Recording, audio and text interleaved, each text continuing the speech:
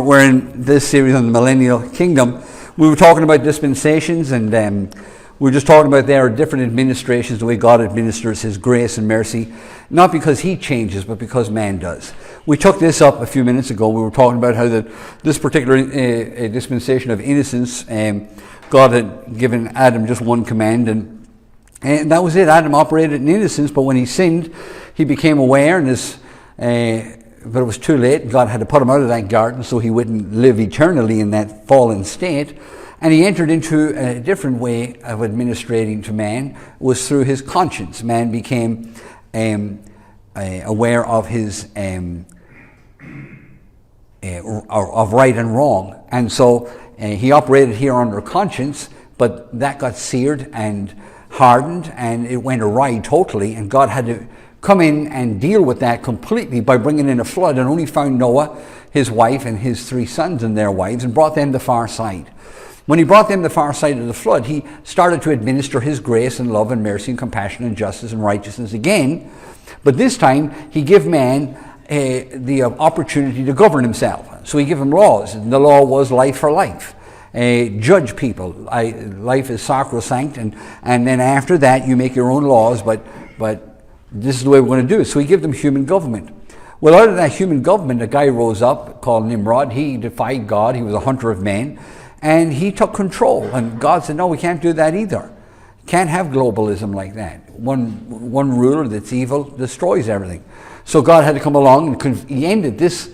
He didn't end it. He just changed his administration by confusing their languages, and then found another guy after that called Abraham in Ur of the Chaldees.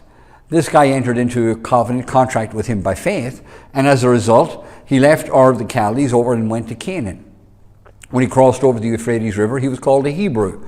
That's where we get the name Hebrews from. And so he ended up in Canaan, and God promised to bless him and said that he would bless all the nations of the world through him. During this period of time, he took him out and he showed him the stars of the heaven, and he showed him the sand of the sea, and said, out of you, your seed, all nations of the earth will be blessed. And he was pointing to a spiritual and a physical seed. It said here in Genesis 1:17, you know what that big dot is, don't you? That's where we stopped the last time. It says in Genesis 17:5, neither shall your name any more be called Abram, but thy name shall be called Abraham. For a father of many nations have I made thee, and I will make you exceeding fruitful, and I will make nations of thee, and the kings of the earth shall come out of thee, and I will establish my covenant between me and you, and between your seed after you, in their generation, for an everlasting covenant, to be a God unto thee, and to thy seed after thee. And I will give unto thee, and to thy seed after thee, the land wherein you are a stranger, all the land of Canaan, for an everlasting possession. I will be their God. And so this was this covenant that God cut with Abraham. He cut a covenant between himself and, I took this up last week, he cut a covenant between this burning flax, this light, and himself. And then later on, he had a covenant with Abraham where the physical one, and it was a covenant of circumcision. All right. So in Genesis 22:15, it says, the angel of the Lord called unto Abraham from heaven and said, this is what the Lord says, because you have obeyed me and have not withheld your son, your only son, I swear by my name, I will certainly bless you. I will multiply your descendants beyond number, like the stars in the sky and the sand on the seashore. Your descendants will conquer the cities of their enemies, and through you the descendants of all nations of the earth will be blessed, all because you have obeyed me. I highlighted this green, the sand and the stars. Anybody want to comment on why I highlighted it? Because they're innumerable. Say again? Because they're innumerable. Number one. Anything else? Because when he said seed, there was a physical seed going to come out of him as the sand of the sea, or the sand of the shore, but there was a spiritual seed coming out of Abraham too, which is the church. And he depicted that by taking him and having him look up at the stars in the sky and say, can you count them? And he goes, no, I can't count them. He says, your seed's going to be like them. You're going to have a spiritual seed. And then he took him out and he showed him the sand. And he goes, you're going to have a physical seed. And that's really what he was pointing to at the time. And that's why he mentions both of them like this. The church, he would never have known that, but God knew that. Then in Genesis 26, it says, now there was a famine in the land, besides the first famine that was in the days of Abraham. And Isaac, this is his son now, Isaac, went on to Abimelech, the king of the Philistines, to Gerar. And the Lord appeared unto him and said, go not down to Egypt, dwell in the land that I will tell thee of. Sojourn in this land, and I will be with thee, and I'll bless thee, and unto thee and to your seed I will give all these countries, and I will perform an oath which I swear unto Abraham thy father. And I will make your seed to multiply as the stars of the heaven, and will give unto your seed all the countries, and the seed after shall all the nations of the earth be blessed. Because Abraham obeyed my voice and kept my charge, my commandments, my statutes, and my laws. So this is Abraham's son, Isaac. This is that supernatural son. And God cuts the covenant with him too, and covenants with his son. So this promise to Abraham, this promise goes to his son, Isaac. Now Isaac, of course, has two sons, Esau and Jacob, and God comes along and he covenants to one of them sons. This is why we call this dispensation promise. God is making promises to these guys. He's cutting covenant. If you will obey me by faith, follow me by faith, then here's the agreement. And so he cuts a covenant with Abraham, of course. Now he cuts a covenant with Isaac. And now he cuts a covenant with Jacob, which is Isaac's son. So it says, and Israel, his name becomes Israel. His name was Jacob before that. And he wrestled with the angel. Remember that story? And the angel eventually that wrestled all night. And the angel said, are you going to let me go? And he goes, no, not going to let you go. He said, okay. Well, what would you do to let you go? He said, you got to bless me. He says, okay, I'll bless you. And I'll change your name from Jacob, which meant chiseler, to Israel, which means a prince with God. And so this is where we get the name Israel. This was Abraham's grandson, Abraham, Isaac, and Jacob. Jacob's name was changed to Israel. Okay, that's after he wrestled with God. It says, and Israel took the journey with all that he had, and came to Beersheba, and offered sacrifices unto the God of his father Isaac.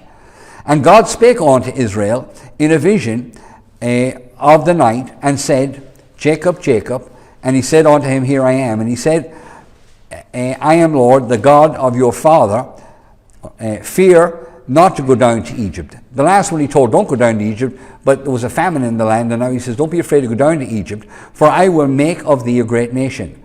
I will go down with thee into Egypt, and I will also surely bring you up again.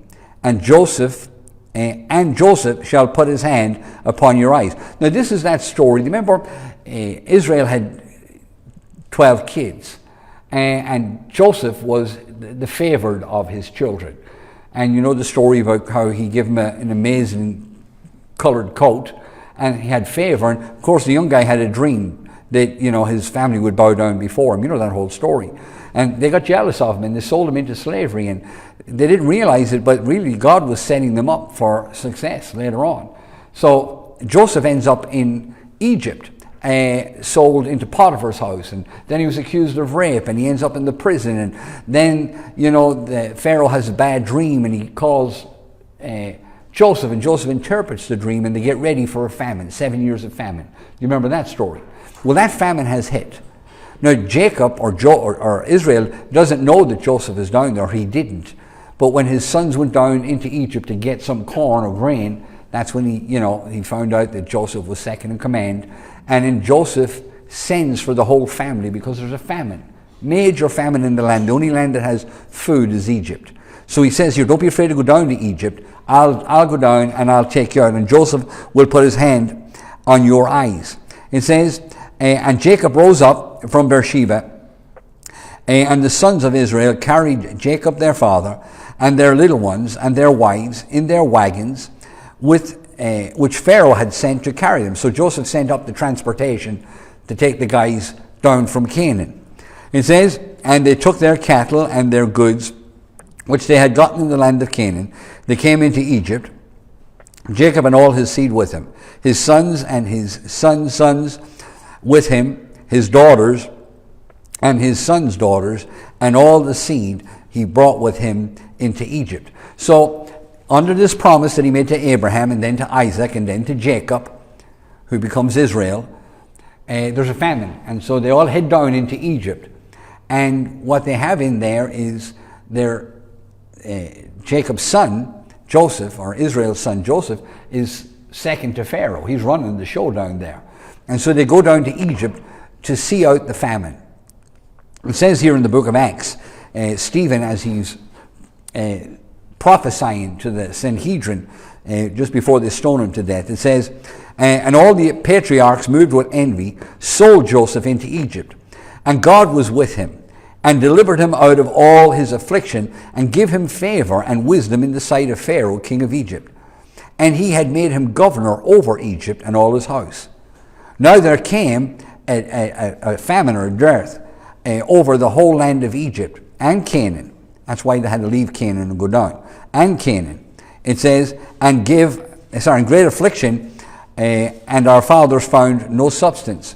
But when Jacob heard that there was corn in Egypt, he sent out our fathers first. And at the second time, Joseph was made known unto his brethren, and Joseph's kindred was made known unto Pharaoh. Then sent Joseph and called his father Jacob to him, and all his kindred, 75 souls. How many is that? 75. So 75 was the size of the family when they left Canaan to go down to Egypt. You understand the story now? We're still living in this time called promise. The promise was made to Abraham originally. He passed it off to that supernatural son that he had, Isaac. Then Isaac had 2 sons, but out of that one, Jacob, God changed his name to Israel, and he covenanted with him. He has 12 kids, one who's now second in command to Pharaoh. And now there's a famine, both in Egypt and Canaan. And they leave Canaan to go down and live or be sustained or kept by their brother in Egypt. Everybody with me? Things are going to change now, because during this time of promise, the children of Israel are going to end up in slavery for the next 430 years. They go down to Egypt, but they don't leave it for another 430 years. They stay there during this period of time. Go over with me to Exodus, the 1st chapter, would you please?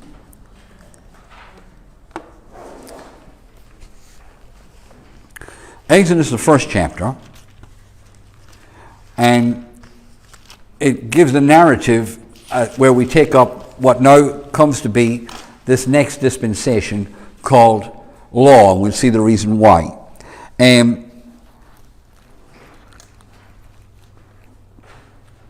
Let's go down to verse. Will somebody read verse 8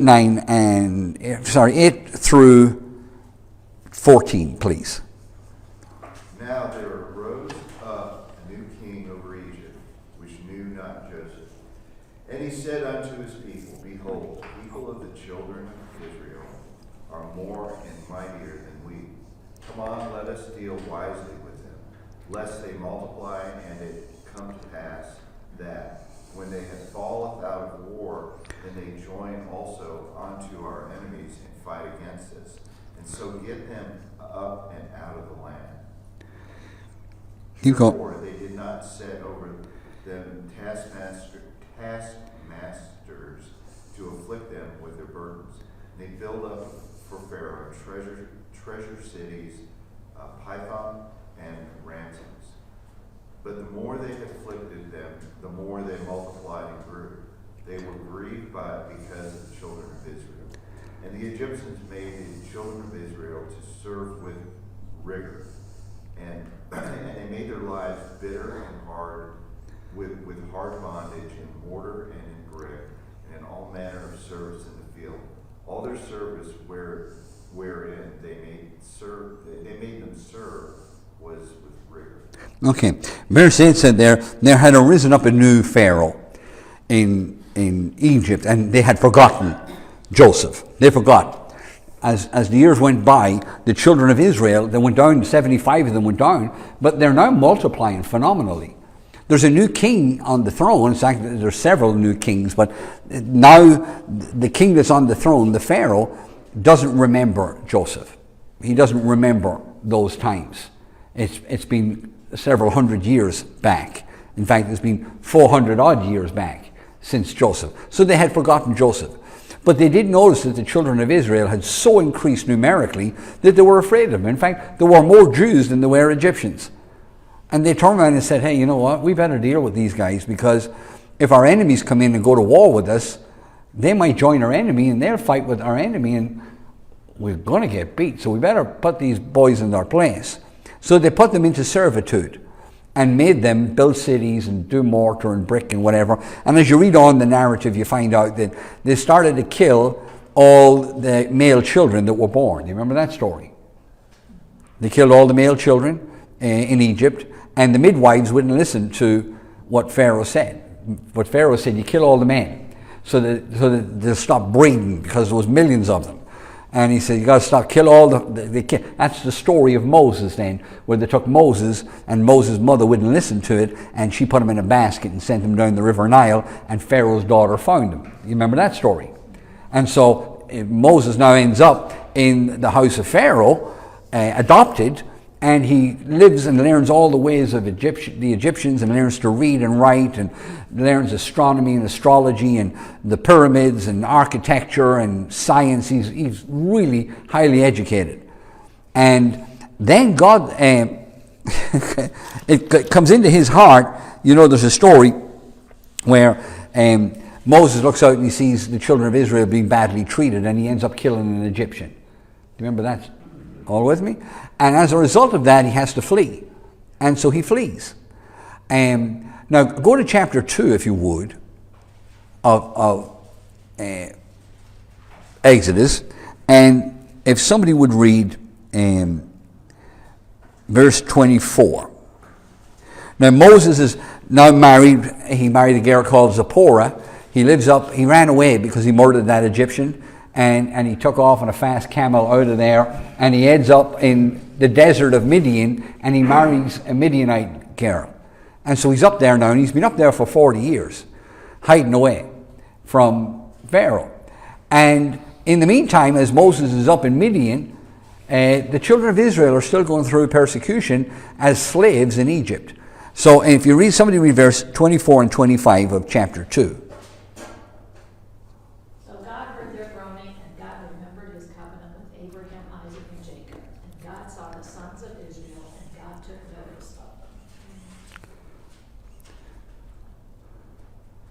Did you read? What did you read? Oh, I put it up here on the thing. And God heard their groaning, and God remembered his covenant with Abraham, with Isaac, and with Jacob, and God looked upon the children of Israel, and God had respect unto them. Now, God had respect unto them because of what? Covenant with who?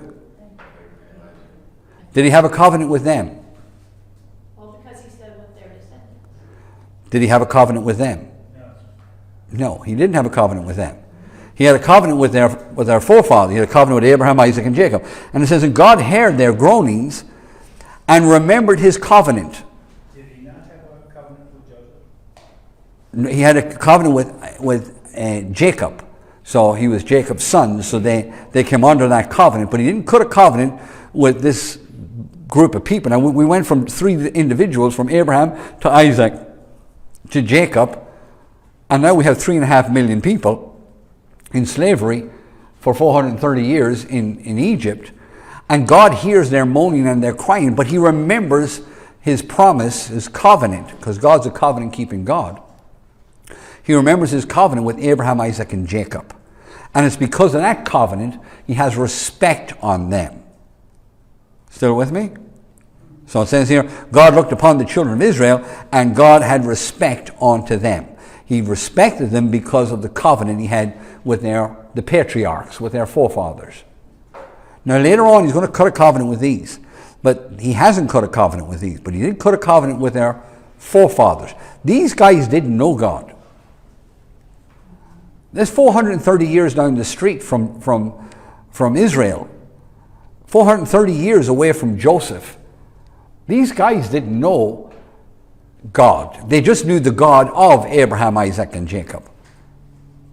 They'd heard about him, but they themselves never knew him.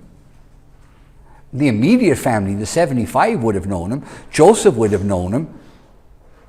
But we don't hear anything for the next 430 years. So these people really didn't know God until Moses showed up and started to do signs and wonders. And they were amazed that this God was defeating the 10 gods of Egypt. That's what all these... Remember, he went to Pharaoh and said, let my people go. You're still all with me? I'm trying to take you through the story here. And so eventually he's going to take them through and deliver them. It says here in chapter 3, and I'll read this to you. It says in verse 6, moreover, this is when God's talking to Moses up at the burning bush. He's been out of Egypt for 40 years, hiding in Midian. And God says, you need to go back, and I want you to go back now and deliver them. You were a bit early, you were premature when you went out and killed the Egyptian, yourself. I'm going to send you back now, and I will help you to deliver Israel. Moreover, he said, I am the God of thy father, the God of Abraham, and of Isaac, and of Jacob. And Moses hid his face, for he was afraid to look upon God. Notice, God's reminded him that the only reason he's there is because he has a covenant with these other three. That's the only reason I'm there. I promised Abraham, I promised Isaac, I promised Jacob. That's why I'm here. So he says, I am the God of thy father, the God of Abraham, the God of Isaac, the God of Jacob. And Moses hid his face, in verse 7. And the Lord said, I have surely seen the affliction of my people which are in Egypt. I have heard the cry by reason of their taskmasters. I know their sorrow.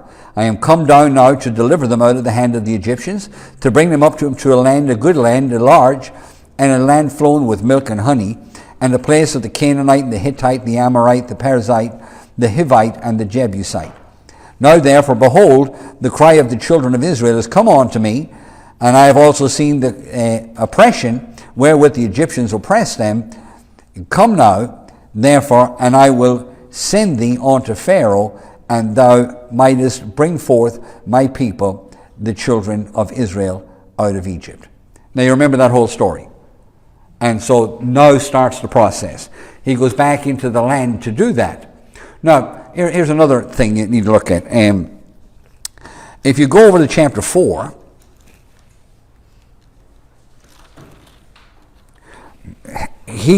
Moses, I'll talk to you about it, but I'm not going to go deep into it, all right? There's a lot more to it than we'll read, but there's enough in here for me to point it out to you. Moses now is heading down from Midian to go down now and deliver the children of Israel under God's instruction after the burning bush and after submitting to God. But will somebody read verses 24 through 26 of chapter 4? At a lodging place on the way, the Lord met Moses and was about to kill him. But Zipporah took a flint knife, cut off her son's foreskin, and touched Moses' feet with it. Surely you are a bridegroom of blood to me, she said. So the Lord let him alone. At that time she said, bridegroom of blood, referring to circumcision. All right. God was going to kill him, that's what it said. God was very angry with him at this stage. He's heading down to do something, and God requires that he do something. What was it he required him to do? Circumcision. Why? Because it was the sign of covenant. Sign of a covenant with who? God. Yeah, originally with Abraham. Right. Isaac did the same. Jacob did the same. Or Israel did the same. Now 430 years later, Moses comes on the scene. But before God's going to start using him, although he was raised in the house of Pharaoh, he's got a covenant. You've got to get in covenant with God. And so he ends up being circumcised and circumcising his two kids. And Zipporah leaves him apparently at this stage, because later on he married an Egyptian. But she left and said, I married a bloody husband, and to serve a God like this and to have to do this to our children, she said, I'm not into it. And so I just wanted you to see that this is all covenant. This is all agreements the whole way down. So now we know the story. Moses goes down, he does 10 awesome miracles to let God's people go. These were the 10 gods that the Egyptians worshipped. Now the children of Israel, there was about 3.5 million of them, they didn't know the God of Israel. They didn't know the God of Abraham, Isaac, and Jacob. They knew of him, but they didn't know him. So now they're getting to meet this God for the first time and to see the power of this God. Eventually he brings them out through the Red Sea, and they're just totally amazed at what they're doing. Now it says in Exodus 12, in verse 12, and this is where we have the Passover, where the death angel came and killed all the firstborn of the Egyptians, which was the final straw that let them leave Egypt. All with me? All right. It says, "For I will pass through the land of Egypt this night, and I will smite all the firstborn of the land of Egypt, both male and beast, and against all the gods of Egypt I will execute judgment, for I am the Lord.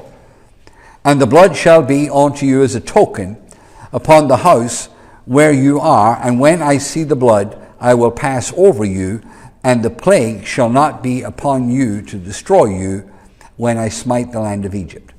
This act of faith that they did by putting the blood and sacrificing the lamb and all of that was all a type of a story that they would live out later on, but it was their act of faith. He said, "You believe me now, I'm after doing all these miracles. Here's this last one's coming, but here's what you got to do. If you believe in me, if you trust in me, you got to put blood over the lintel of the thing. You got to kill this lamb. You got to eat it whole, and you got to get ready to leave." So that's what they did. And anybody who was in faith to do that, they're the ones who left. All right? So they had to do something by faith. And then Moses led them out. Let me move on. It says here, now he gets them out on the far side of the Red Sea. And it says here, "And Moses went on to God, the Lord, and called upon him out of the mountain, saying, Thus shalt thou say unto the house of Jacob," which is Israel, "and tell the children of Israel, You have seen what I have done unto the Egyptians, and how I bare you on eagle's wings, and I brought you unto myself. Now therefore," here's the question, "if you will obey my voice indeed, and keep my covenant, that ye shall be a peculiar treasure unto me above all the people of all the earth, for all the earth is mine. And you shall be unto me a kingdom of priests and a holy nation. These are the words which thou shalt speak unto the children of Israel." So we called Moses up, said, "I want you to go down. There's 3.5 million of them down there. They really don't know me. But hey, they know now that I'm the God of Abraham, Isaac, and Jacob. They done something in faith by putting the blood on the lintels of the door. I brought them out. I brought them over. So now we need to come to some sort of an agreement here. Are they going to walk with me like their forefathers? Because if you're going to walk with God and deal with God, you have to deal with God on the level of faith. It's the only way you're going to deal with God. So he says, so Moses came down, it says, called the elders of the people, laid before their faces these words which the Lord commanded thee. And all the people answered together, and they said, "As the Lord had spoken, we will do." And Moses returned the words of the people unto the Lord. So he went back and said, they're all in. Now it's not that God didn't hear it, but we have this go between both represent. Now, you know the story. While Moses is up in the mountain doing all of this stuff, what are they doing down in the valley? Huh? Hey, the golden calf. These guys were just out of Egypt. They're just as raw as ropes. So they have all this gold and all this plunder that they got out of Egypt, because they walked out of Egypt with everything. Wheelbarrowed the whole lot out the thing, beat the sheep and the cows and the goats, took everything with them, took the clothes, the jewels. They plundered the whole land of Egypt. So Moses is gone. He's gone quite a while. And so they're thinking, well, he's gone. I don't know, he went up there into that thunder and lightning, who knows where he is. And then they make a golden calf, and they go back to idolatry. All right? Now, there's a couple of occasions God was going to get rid of the whole lot of them. Did you ever wonder why? Why didn't? Well, why he was going to. They said they'd follow him and they didn't. Yeah, and they weren't covenanted to him at any stage, at this stage. They weren't a covenant people. Abraham, Isaac, and Jacob were, but these guys, as you can see, they're still worshiping idols, for goodness sake.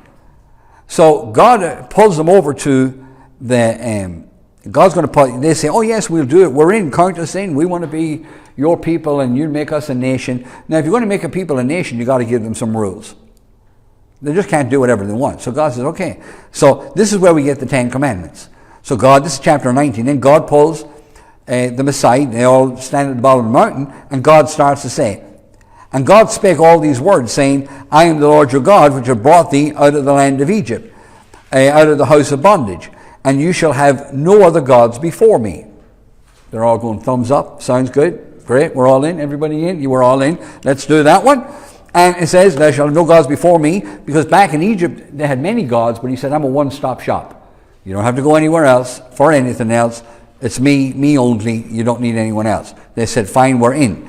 And so as you read through the Ten Commandments here, you'll not make any graven image, and you say, oh, we'll never do a graven image, we're not going to do any of that stuff. And so they go through all of these Ten Commandments, which you're all very familiar with. And it carries on into the next slide here, and here they are. You don't kill, you don't steal, you don't covet, you don't, oh, we're in. And down in verse 17 it says, verse 18, and all the people saw the thundering and the lightning and the noise of the trumpets and the mountains smoking. And when the people saw it, they removed, and they stood afar off. And they said to Moses, you speak thou with us, and we will hear, but let not God speak to us, lest we die. So they didn't want to talk to God. They were afraid of their lives of him. They didn't know him, but they heard him, and they thought, we don't want to talk to him. Moses, you do the in-between stuff. So anyway, Moses, they all agreed. They all said, yes, amen, we'll do it, we're in. And that's, God says to Moses, all right, let's fill in the details. Let's fill in the blanks here and put some meat on this national guardrails. Now, here's a portion of scripture where, remember, he had sent them into the, maybe I'll go to this one.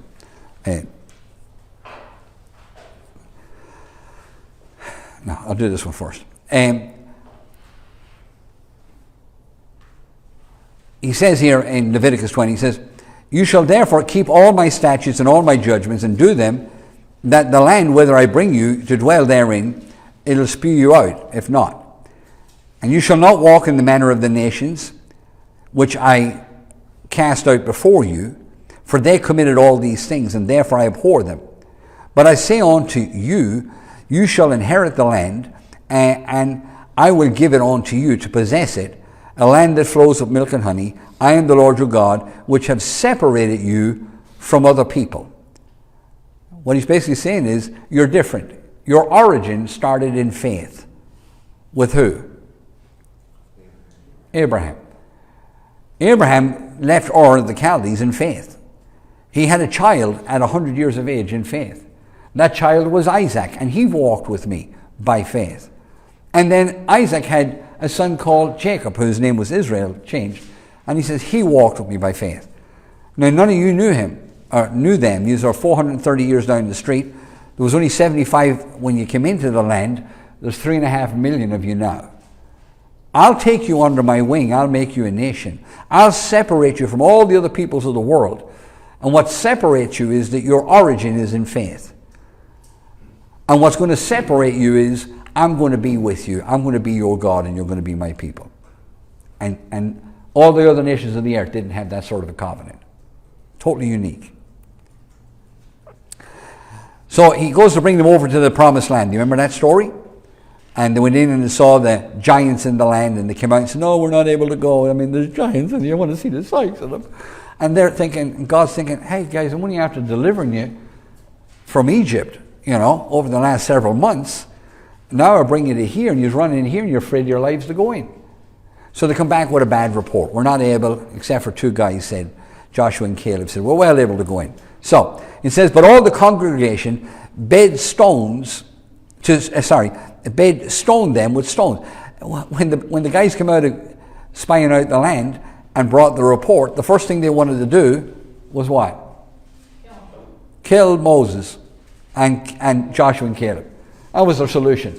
It's not our fault. Kill the leader. Oh, kill the leaders. Just stone the leaders. Always the leader's fault. So that, you know, you're talking about people. Well, they're children of Israel. They were a bunch of heathen, but God was covenant to their forefathers and wanted to enter into it with them. All right. So it says here, and the Lord, but all the congregation bade stones. Stone them with stones. And the glory of the Lord appeared in the tabernacle of the congregation before all the children of Israel. And the Lord said unto Moses, how long will this people provoke me, and how long will it be ere they believe me for all the signs which I have shown among them? Then he says this, I'll smite them with pestilence, I'll disinherit them, and I will make of you, Moses, a great nation mightier than them. He said, look, I'll just kill the whole lot of them. I'll start with you, Moses.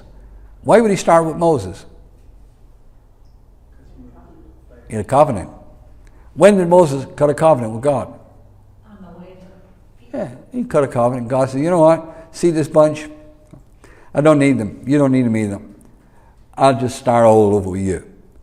Now, if you listen to what he says, Moses pleads for them. He said, you can't do that, Lord. I mean, if you do that, then the Egyptians will think, what sort of a God was he? He brought them out of Egypt, brought them over there, and then killed a whole lot of them. I mean, what was the point of that? He wasn't able to bring them in. That's what it was. Because your reputation is just going to get. So he pleads for them, and God says, okay. I'll hang on to them for another while. But on several occasions, God wanted to get rid of the whole lot of them and start all over with Moses. He was looking for somebody with faith.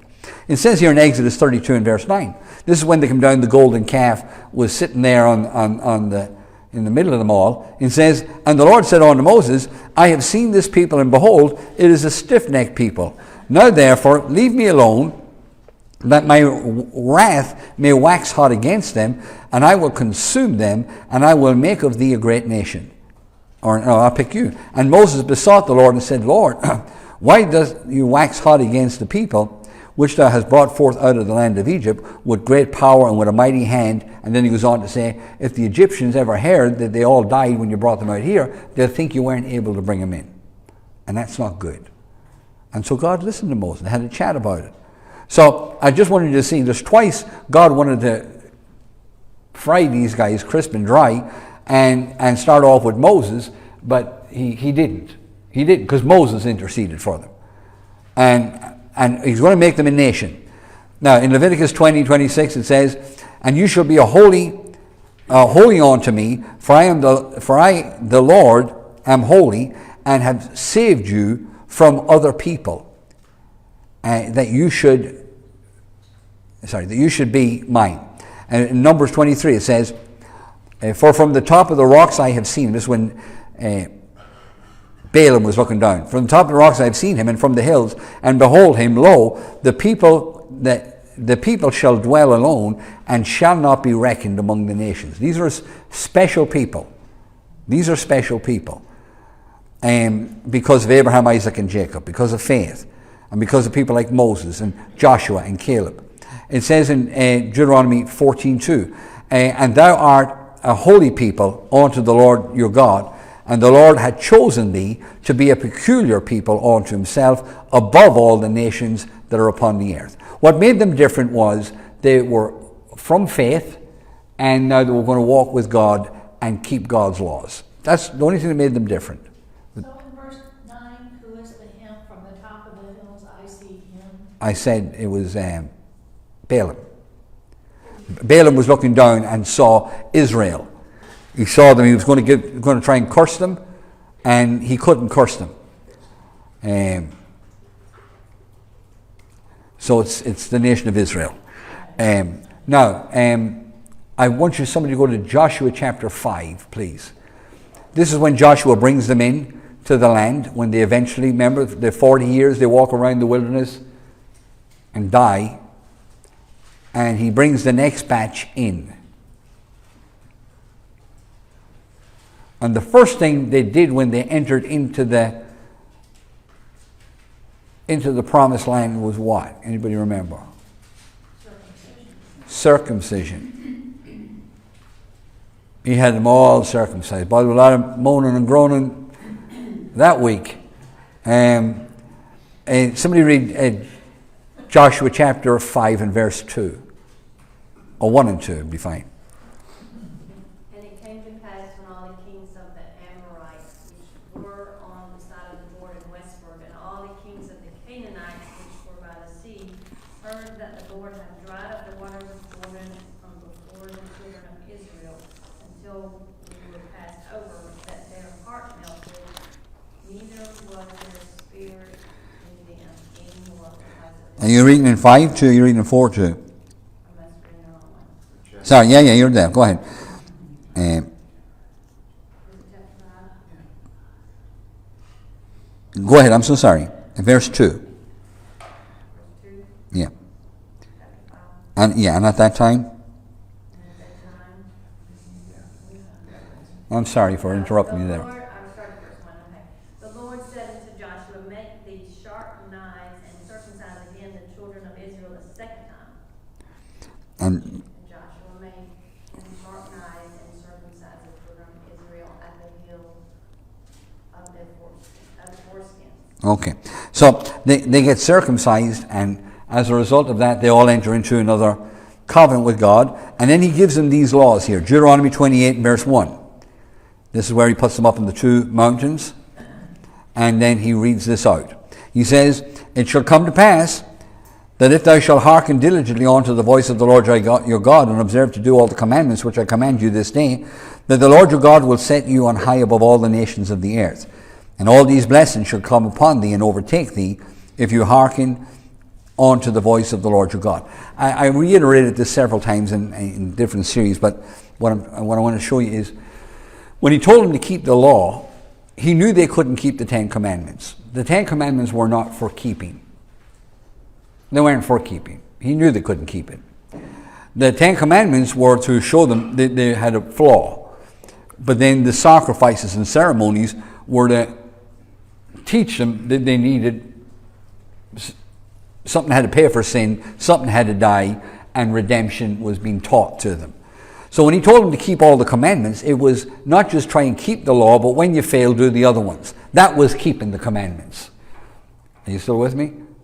The law was never given for them to succeed.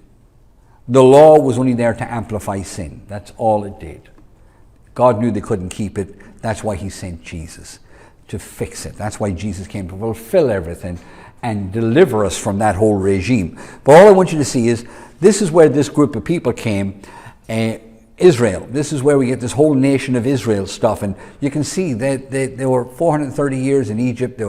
They weren't really following God. They didn't know the God of Abraham, Isaac, and Jacob. They didn't really know them personally. God had to bring them out, deliver them, reveal himself, try and cut covenant with them. He was going to fry them twice, and it hung in there. So they were going through a process of learning. So when you look at the Jews and think, oh, they were such a special people, they were a bunch of renegades when they came out of Egypt, and that whole generation died in the wilderness, and a new generation had to start off in the promised land, because that other crowd just couldn't get rid of the stinking Egyptian thinking, and he couldn't do anything with them.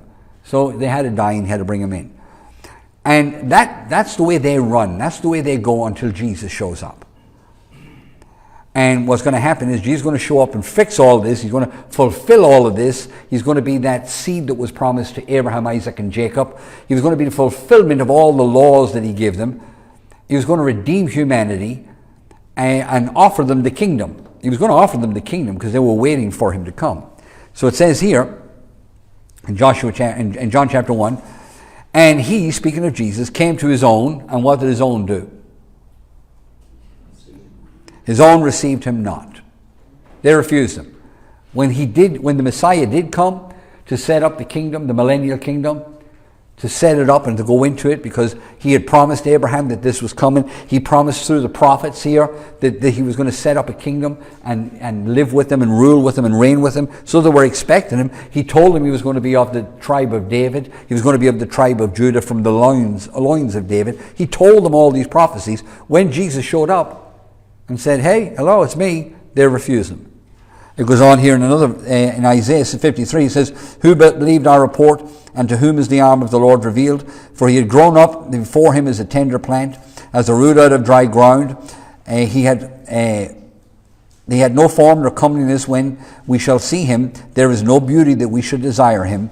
He is despised and rejected of men, a man of sorrow and acquainted with grief. And we all hid our faces, as it were, from him, said he was despised, and we esteemed him not. And then it goes on to say, afflicted of God. When he came, they didn't see anything special about him, and they rejected him. In fact, when he was going through what he was going through on the cross, they all thought he had fallen out with God. God was judging this character, so they didn't realize what was going on. They had no idea what was happening, but they had rejected him. It says in Matthew 26 and verse 3, then assembled together the chiefs and the scribes and the elders of the people unto the palace of the high priest, whom was called Caiaphas, and consulted that they might take Jesus and by subtlety and kill him. So that's what they decided to do when God did show up with the Messiah to redeem and deliver them. Verse 15, Mark 15 says, and Pilate answered and said unto them, what will we do then, or what will you have me do then, that I should do unto whom you called King of the Jews? And they cried out, crucify him. When they did that, God now is going to change the administration again. Because right now he was working all of this types, shadows, sacrifices, lambs, blood, forgiveness, redemption. He was teaching them, showing them that they were sinners. They needed a Savior. Savior shows up, and what do? Reject him. What do the Gentiles do? Reject him as well. They all rejected him. So when Jesus was nailed to that cross, he was there for whosoever. Because nobody wanted him at that time. Everybody rejected him. That's why it's on offer to everybody. When Jesus died and rose again, the whole administration changes again. Not because God's grace is different, or his mercy, or his compassion, or his justice and goodness. It just now is ministered a different way. Because something happened to allow the administration now to change. And so we enter into the church age, which is the one we're in. This administration called the church, or the dispensation of grace. This crowd here, he made some promises to these. He promised them the land, and he promised them that the throne of David would be set up and David would be reseated on the throne, that the Messiah would sit on the throne forever. He promised them a land. He promised them a kingdom. He promised them a whole bunch of stuff. These were promises to Abraham, Isaac, Jacob, and then during this time of the law, he made certain promises to Israel and certain promises to David and other people. And so these promises still stand because God keeps his word. But when they rejected him, all of this was put on postponement. It was just postponed. And a whole new administration started, which is the church age, of which we are a part of. And we, this kingdom that's coming, this millennial kingdom which is about to come, we're what stand between what he promised them and what is going to happen. We're stuck in this place here. This thing, for them, this kingdom is rejected. This millennial kingdom is postponed while we're here. When the rapture of the church comes, the second advent, when the rapture of the church comes, then he'll come back at the second advent and set up this next administration. Everybody with me? Just go to Matthew chapter 21, please. And I'll leave it here and we'll take it up again next week. I'm sorry for all the glitches this morning. Jesus is talking to the crowd, the Pharisees and Sadducees inclusive, particular, and he makes a statement here in verse 43. Matthew 21 and verse 43. Does somebody want to read that for me? Therefore say I unto you, the kingdom of God shall be taken from you and given to a nation, bringing forth the fruits thereof. He's talking to the leaders of Israel here, and he says, you know what, guys? This kingdom that you are all waiting on, we said, because what was Jesus' message when he came? Only one message. Right. They were expecting to go into this. That's why it was a simple message. It wasn't a deep message. It was real simple. They were all expecting it. They knew the Messiah was coming. It was prophesied that he would. So the message was real simple. The message of John the Baptist was, for the kingdom is here. Oh, we're all excited that the kingdom's coming. So the king shows up, sits down on the Mount of Olives and gives them the whole spiel about the kingdom and the laws and how it works and how it's governed. They say, yes. And long story short, they kill him. But before they do, Jesus says, you know what's going to happen, guys? He says, I'm telling you, the kingdom of God, this thing you're waiting for, it shall be taken from you and given to another nation. Who is that nation? Who is it? The church. The church is that nation. Go to 2 Peter chapter 1 and verse 9. Peter is speaking to the believers then.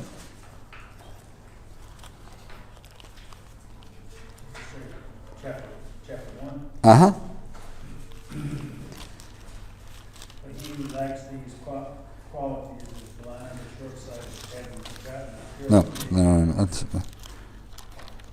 not it. no, it's 1 Peter. I'm so sorry. 1 Peter chapter 1. Sorry, 1 Peter chapter 2, verse 9. 2 and verse 9.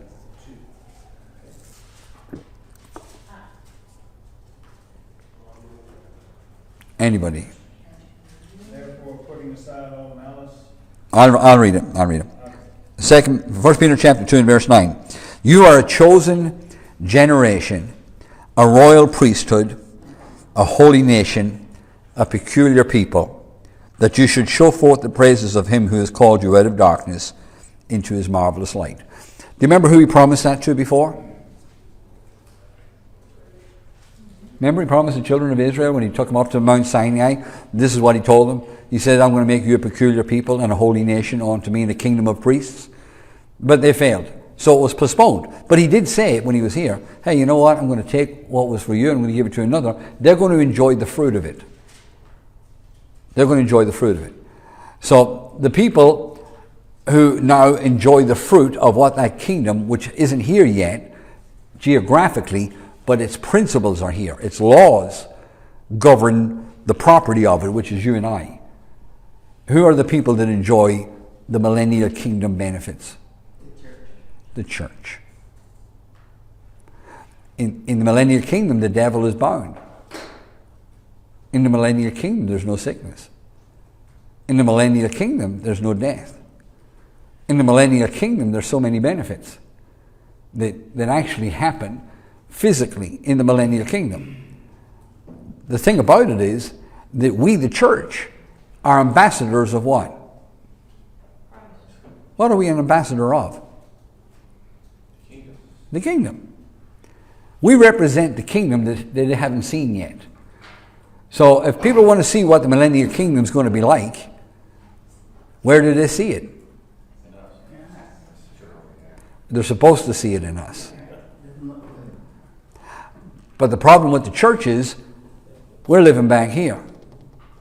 We're back here ringing bells, burning candles, and trying to do the law. We're back here blowing shofars and doing all sorts of stuff and running around, trying to keep all the Israeli holidays and all of that stuff. And hey, listen, if that's what you're into, that's fine. But I'll tell you, the commission of the church is not to go to Israel. The commission of the church is to go into all the world with the gospel. But isn't Israel part of all the world? The church have gone imbalanced with Israel. The church are imbalanced. And they pull little scriptures out of Psalms, pray for the peace of Israel. And listen, God's well able to take care of Israel. We're feeding Israel, we are clothing Israel, we are looking after the Holocaust people, and we think that we're being very spiritual because it's Israel. We need to get our focus back on our great commission, which is to go into all the world, and stop wasting a lot of time running around after stuff that we haven't been commissioned to do, but it sounds great. And so we end up bringing and adopting all of these feasts and festivals and bringing them into the church, and we're talking about blood moons and this moon and that moon, and you got to blow this and you got to say that, and you got to Shabbat this and you got to Shalom that. Stop. Stop. Put your focus on Jesus, the author and finisher of your faith, and let's get on and demonstrate the kingdom of God. They didn't get it. They're waiting on it, and you don't want to go back here. We don't need to live here. We are the forerunner now. We are the ambassadors of what's coming. And we rule and reign in life by one Christ Jesus. We don't need to go back. We need to go forward. Religion takes us back. Faith will always take us forward. And this is where the church, this is where our problem is with the church. It's why we've lost the power, and our effectualness to influence the world is because we're back here trying to influence the world with something that God's not doing anymore. He's not doing it. God's not back there. And I've said this to you many times. You do not want to be where God was. You don't need to be where God was, because God's moved on. And we, the church, need to move on with him. Do we get lessons from here? Absolutely. Do we see all of the characteristics of God and his grace and mercy and compassion through all of these dispensations? Do we learn a lot about God? Absolutely. But we've moved on from there. We're here. And we've got to understand our commission and our job and do it. And again, for those of you that love Israel and whatever, I'm not saying don't love Israel. I'm just saying there is an overemphasis in the church, and it seems to be that we feel that we're spiritual or we're closer to God because we're taking care of, dealing with, praying for, and administering to Israel. It's not true. It's not true. It's not the way it works. We've got to move on. We've got to move on and be who we're supposed to be now. So I don't want to be like Isaac, and I don't want to be like Jacob, and I don't want to be like David and Shadrach, Meshach, and Abednego. Why would I want to be like them when I have Jesus? Why would I go back there when Jesus is the greatest thing that I've had since? He's the role model that we go for. Everybody okay? All right. Any questions?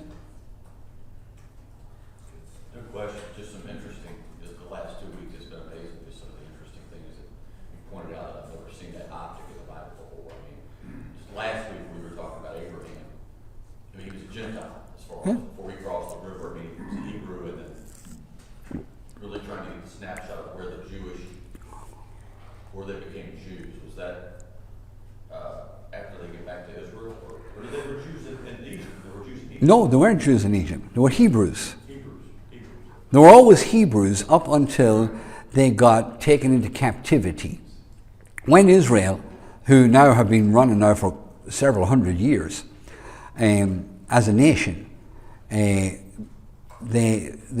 under Solomon's son Jeroboam, they split, and the northern 10 tribes, which was called Israel, followed Jeroboam, a general, and the southern kingdoms under Rehoboam, Solomon's son, they became known as Judah.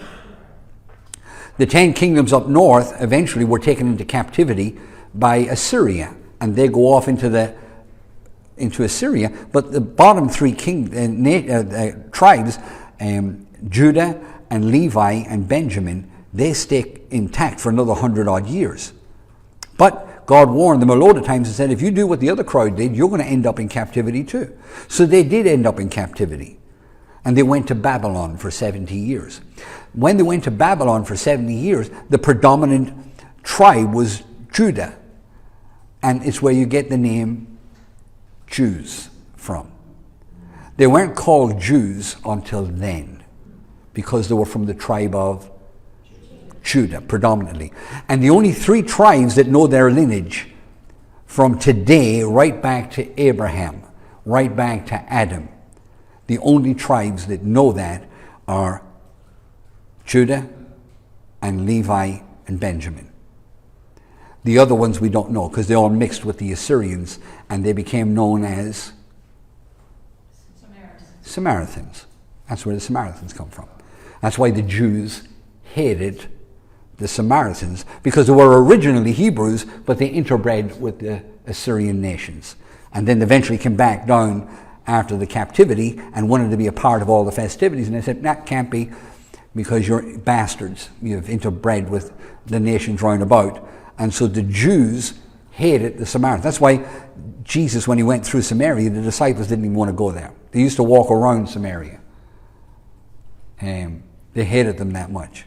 Now, this is a nit, but on the three tribes, I thought all the lineages got burned, like, after Jesus, and they got mad historically, and they went in and burned all the stuff in Jerusalem. Did that? I never heard of it. I have to go back and find that. No, I've never heard of that, Sharon. I don't know I'll that. go back and look where I heard it. Yeah, no, I've never heard of that. Today, the Levites in Israel today, the Levites can trace their lineage right back to Levi. They can take their lineage the whole way back. The Benjamites can do the same, and so can the people from Judah. Well, I think where I thought it, I don't know that it's accurate, that's why I'm asking, but I think it was when Rome came and took over at 70 AD, and they had all the destruction of Jerusalem, all the lineages that they'd done were all burnt, destroyed, and that was so that no one else could come to claim the lineage to be Messiah, because Messiah had already come. Never heard it, but nonetheless, and you know, their lineages were passed from family to family to family to family, and so was the scriptures. I mean, if they were going to burn everything, they would have burned that too. But we still have that today too. But no, those three tribes still. So that's where you get Hebrews and Jews from. So the Hebrews were the original crowd. The Jews are the people that are there today, and they're them three tribes. Does that make sense? And the Levites were the ones that were mostly, they were the rabbis, right? They became that God chose them. Shows that kind of put them. Yeah, because when they came down from the mountain that time, and the guys were all in an orgy and we're all going buck mad around the golden calf, God through Moses looked out and says, is there anybody here going to stand up for God, the God who's delivered you? And the Levites drew swords and they ran through the place killing everybody. And God said, I'm impressed with that crowd. I'm going to separate you for me because of your zeal. And so he used them to be the priesthood, the Levites, which was Moses and Aaron's and Miriam's family anyway. So, yeah, that's where it all came from. That's how it all started. The other very interesting thing is when you were teaching, you said Moses interceded for them. So I mean, that's interesting too, because Christ obviously is now our high priest and intercedes for us. Yeah. Oh yeah, he would have started all over again with Moses. It was Moses just said, "Oh, please don't do it." And he said, "Okay, for your sake, I won't." But he was going to fry them. He was just because you got to understand where they came from. So today, when we look back and think, "Oh, these people had a job to do." God was fulfilling a promise to Abraham, Isaac, Jacob. These were a bunch of renegades, and God had to bring them into line with the law. And even then, when they did line up, they became religious with it. And then when the Messiah came, they didn't even see him. They killed him, for goodness sake. So, move on. We're a much better entity right now than anything that has ever preceded us. We're special people. We really, really are.